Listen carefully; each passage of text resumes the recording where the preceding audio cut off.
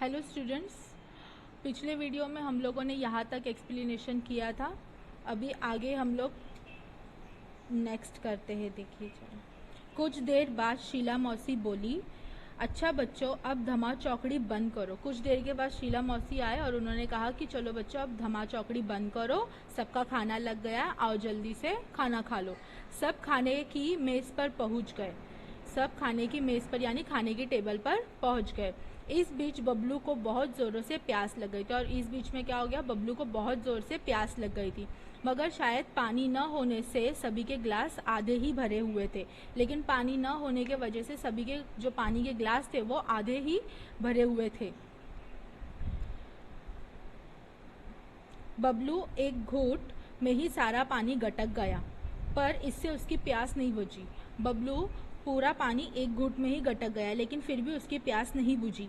फिर भी वह खाने में जुट गया और फिर वो वापस से खाने में जुट गया। 2-4 कौर भीतर जाते ही उसकी प्यास और भड़क उठी। 2-4 कौर यानी 2-4 निवाला अंदर जाते ही उसकी प्यास और जोर से बढ़ गई। वह प्यास से बेचैन हो उठा। वो प्यास से क्या हो गया, बेचैन हो उठा। गर्मी अलग परेशान करती है और गर्मी अलग परेशान कर रही थी। वह पानी पानी चिल्लाने लगा, लेकिन पानी का जग खाली पड़ा था। वो जोर जोर से पानी पानी चिल्लाने लगा, लेकिन पानी का जो जग था वो खाली पड़ा हुआ था। शीला मौसी मुंह बनाकर बोली, क्या बताऊं बेटे, इस ब्लॉक की पानी की टंकी की सफाई हो रही है। कोई बात नहीं बच्चों, अच्छा बुरा तो होता ही रहता है, तुम लोग खाना खाओ। शीला मौसी मुंह बनाकर बोली, क्या बताओ बेटे, इस ब्लॉक की पानी की टंकी की सफाई हो रही है। कोई बात नहीं बच्चों, अच्छा बुरा तो होता रहता है, तुम लोग खाना खाओ। अड़ोस पड़ोस में देखते हैं, कहीं ना कहीं से तो पानी मिल ही जाएगा। अड़ोस पड़ोस में जाकर देखते हैं, कहीं ना कहीं से तो पानी मिल ही जाएगा। लेकिन इस आश्वासन से बबलू को कोई राहत नहीं मिली। लेकिन इस बात से बबलू को कोई भी राहत नहीं मिली। प्यास से उसका गला सूखा जा रहा था और प्यास से जो उसका गला था वो सूख रहा था। खाने का एक कौर भी गले से नीचे नहीं उतर रहा था। खाने का एक निवाला भी उसके गले से नीचे नहीं उतर रहा था। वह प्यास से छटपटाने लगा और वो प्यास से क्या करने लगा, छटपटाने लगा। आज पहली बार प्यास का अनुभव करने से तो उसे पानी मिलने वाला नहीं है। आज पहली बार उसको प्यास का अनुभव हुआ यानी एक्सपीरियंस हुआ, लेकिन उससे तो उसको पानी नहीं मिलेगा। पानी की जो कीमत होती है आज उसको पता चली है। जैसे आज पानी को तो बबलू उसे अपनी बर्बादी का जी भरकर बदला जो लेना था, जैसे आज पानी को बबलू से उसकी बर्बादी का जी भर के बदला लेना था। अब तो बबलू क्या तमाम बच्चों का धैर्य जवाब देने लग गया था। अब बबलू क्या सभी जो बच्चे थे उनका धैर्य यानी जो उनका सब्र था वो जवाब देने लग गया था। तभी एक चमत्कार हो गया और उतने में क्या हो गया, एक चमत्कार हो गया, एक करिश्मा हो गया। अचानक से बिजली आ गई, कूलर पंखे चालू हो गए, कमरा बिजली की रोशनी से पूरा जगमगा के उठ गया। सभी बच्चे खुशी से चिल्लाने लगे और जितने भी बच्चे थे वो जोर जोर से खुशी से चिल्लाने लगे। मगर बिजली आने भर से तो प्यास बुझने वाली नहीं थी, लेकिन बिजली से तो प्यास नहीं बुझने वाली थी। अंकल को भी अचानक कुछ याद हो आया। अंकल को अचानक से, अंकल कौन, शीला मौसी के हस्बैंड, उनको भी अचानक से कुछ बात याद आ गई। वे खुशी से बोल उठे, अरे बच्चों मैं तो भूल ही गया था कि बड़े पानी के कूलर में पानी भरा हुआ है। उन्होंने कहा कि अरे बच्चों मैं तो भूल गया था कि बड़ा वाला जो पानी का कूलर है उसमें पानी भरा हुआ है।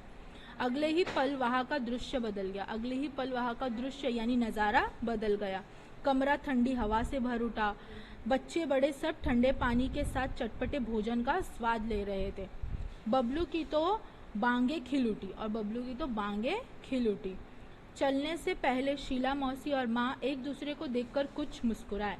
और चलने से पहले यानी घर जाने से पहले शीला मौसी और माँ एक दूसरे को देखकर मुस्कुराए। इस मुस्कुराहट के पीछे छिपा रहस्य बबलू नहीं समझ पाया। इस मुस्कुराहट के पीछे छुपा हुआ जो रहस्य था, वो जो राज था, वो बबलू नहीं समझ पाया।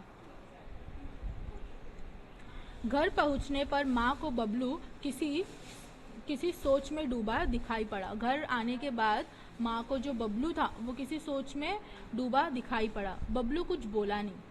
शीला मौसी के यहाँ जो घटना हुई वह अब भी उसकी आंखों के आगे घूम रही है। शीला मौसी के यहाँ पर जो घटना हुई वह आज भी उसकी आंखों के सामने क्या है, घूम रही है।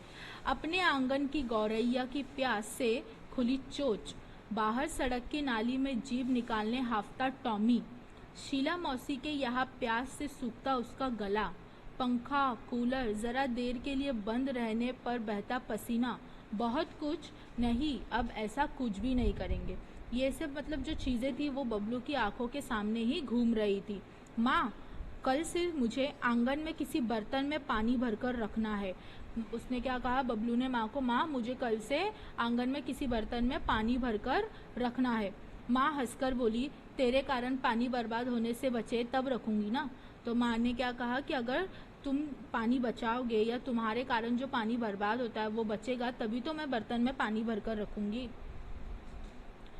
माँ, अब पानी की एक बूंद भी बर्बाद नहीं होगी, बबलू आत्मविश्वास से भरकर बोला। उसने माँ को क्या कहा कि माँ, मैं आज के बाद पानी की एक बूंद भी बर्बाद नहीं करूँगा।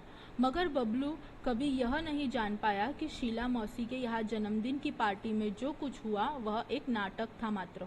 लेकिन बबलू को आज तक ये पता नहीं चला कि शीला मौसी के यहाँ पर जो भी घटनाएं हुई थी जन्मदिन की पार्टी में, वो सब एक क्या था, नाटक था।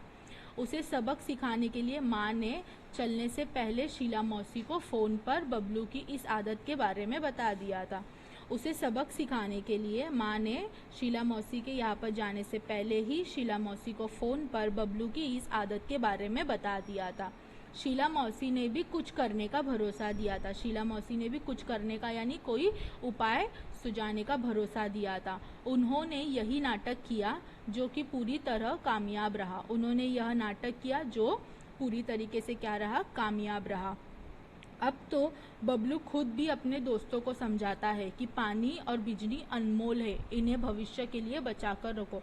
अब बबलू खुद अपने दोस्तों को समझाता है कि पानी और बिजली क्या है, अनमोल है, इन्हें भविष्य के लिए बचाकर रखिए। इसी तरीके से हमारा एक्सप्लेनेशन पार्ट 2 यहीं पर एंड होता है। Thank you.